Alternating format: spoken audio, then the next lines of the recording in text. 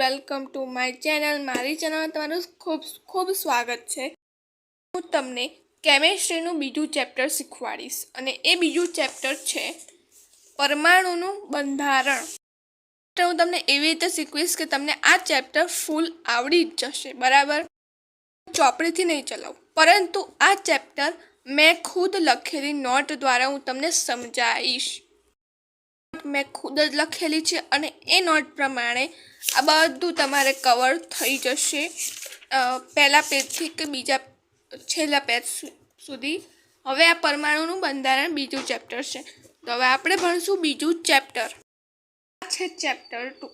હવે પહેલાં એમાં એનસીઈઆરટીની ચોપડી છે, એમાં તમને પરમાણુ અને અણુઓ વિશે શીખવ્યું છે।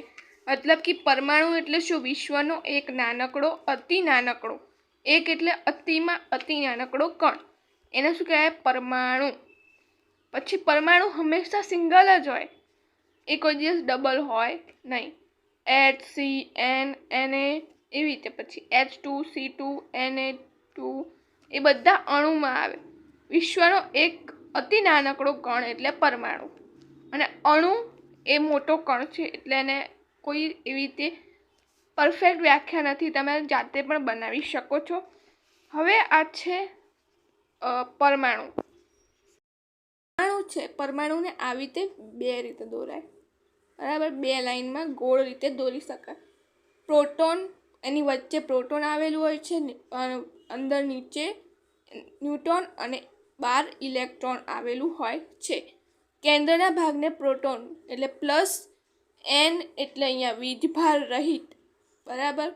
કેન્દ્રની બહારનો ભાગ એટલે ઇલેક્ટ્રોન, પી એટલે પ્લસમાં અને ઈ એટલે માઇનસમાં। પરમાણુ વીજભારની દ્રષ્ટિએ કેવા હોય? તટસ્થ હોય છે। આ વસ્તુ તમારે યાદ રાખવાની છે, એ તમારે નીટમાં અને બધામાં કામ આવશે કે પરમાણુ વીજભારની દ્રષ્ટિએ તટસ્થ હોય છે।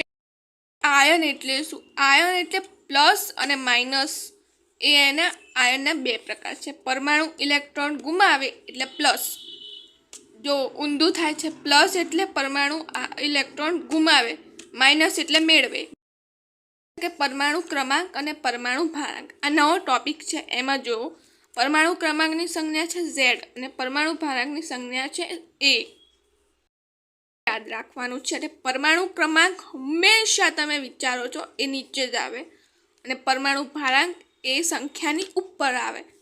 આ તમારે ખાસ કરીને યાદ રાખવાનું કે Z બરાબર પરમાણુમાં રહેલા Pની સંખ્યા અને A બરાબર P।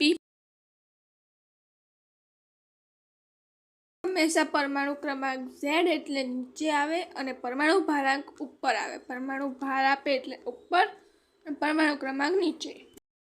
બરાબર પરમાણુમાં રહેલા Pની સંખ્યા અને A બરાબર P પ્લસ N, આવું તમારે ખાસ કરીને યાદ રાખવાનું।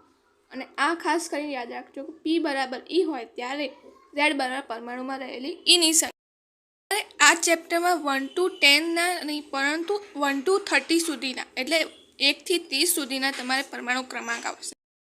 પરમાણુ ક્રમાંક જે હોય એ બધા 1 થી 10ના તૈયાર કરવાના। દાખલા છે, દાખલા આપણે આવતા વિડીયોમાં કરીશું, તો please subscribe to my channel.